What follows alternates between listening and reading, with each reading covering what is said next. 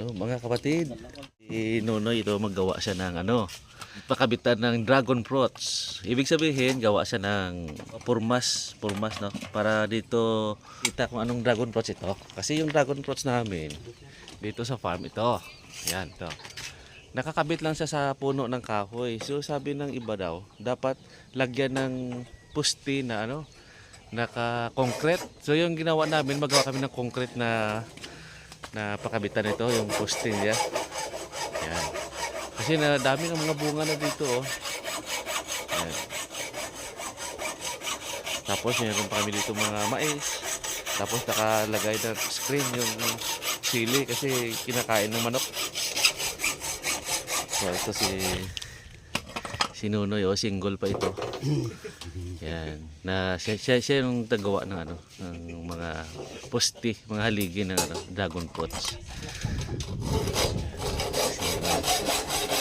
So gawa siya ng yung size nito 5'4'6". Tapos yung haba 8. Ito yung mga materyales ni Nunoy.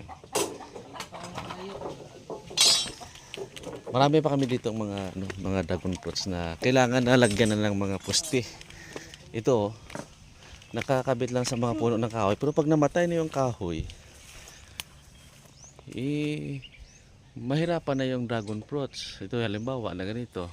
So dito na kaagad yung naka-ready na yung gulong. Nandun dito sila maggawa ng bunga. Pakabitan ng bunga. So yung iba nito ilipat namin sa mga pusti yung haligi para permanent na yung yung dragon fruits. Ito pa sa kabila, oh. Dami ko. Yan. Ito pa sa kabila. Dami dito. Tapos yung mga mais namin dito, guys, hindi na umibol, hindi na lumalaki kasi kinakain ng uod. Ang daming uod dito. Bihira na makakita kami yung malalaking bunga. Yung bunga naman kinakain ng uod. Pero yung kapayas dito hindi kinakain ng uod. Para namimili ng pagkain yung uod.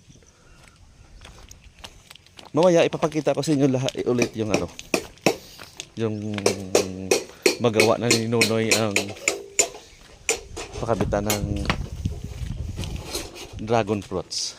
Tapos dito mayroon kami grapes ito. Yan. Sabi ng binila namin grafted ba ito, pero hindi pa nagbubunga. Tapos yung mga manok namin, mga chicken doon. Umikot-ikot lang sila dito sa farm. Tapos kung tingnan natin yung paligid ng farm ito, yung makita natin mga kadalasan puro green. Ito, tingnan natin. Yan. Ito sa paligid ng farm namin. Green, naka-green.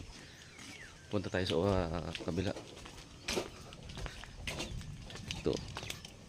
Naka-green ito. Tapos, buong area nito, nilagyan ng caretaker namin ng mais.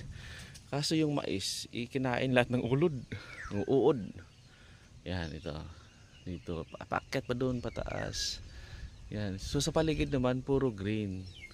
Kaya siguro daming uod dito kasi lahat parang nakita ng mga uod na naka-green lahat, mga kulay green, kinakain lang yung mga green na dahon. So ito bahay ng pabo namin. Yan. Tapos ito sa mga manok, chicken. Ito naman yung sa mga inahing manok namin dito, doon sa kabila. At ito tinatalian na ni Nonoy ng alambre sa dito bago buhusan, bago lagyan ng nahalo ng semento at saka buhangin. Ito. Yan. Tapos dito sa dulo lagyan niya pa rin isa.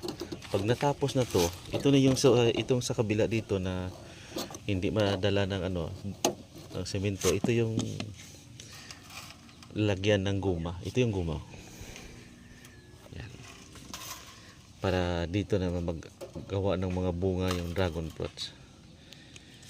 Saka sa kanya na natin ipakita yung mukha ni Nonoy. Pogi ito. Puntahan natin yung sa taas na kabilang farm namin na lahat linagyan namin ng tinanim ng mais. Ito guys, oh, mayroong mga uudo. Yan, naka-uudo. Yan, may uudo. Yan, may uudo. Yan, may uud. Daming uud dito. So hanggang dyan sa taas, akyat dito sa bahay namin. Pag dito kami, mayroon kaming maliit na kubo. Yan. Mula dito, nilagyan ng mais. Pero kinakain ng uod. So konti lang yung ma-harvest namin dito. Yan. Yan. Ito, hanggang sa taas. I-zoom natin. Yan, sa taas. Yan. Tapos, kung makita natin dito, yung sinabi ko kanina, sa paligid, nakalahat kulay green. Tahimik na lugar to. Yan, to. Parang malapit na sa langit. Yan, nakarelax. So update ko kayo ulit sa next na video. Thank you for watching.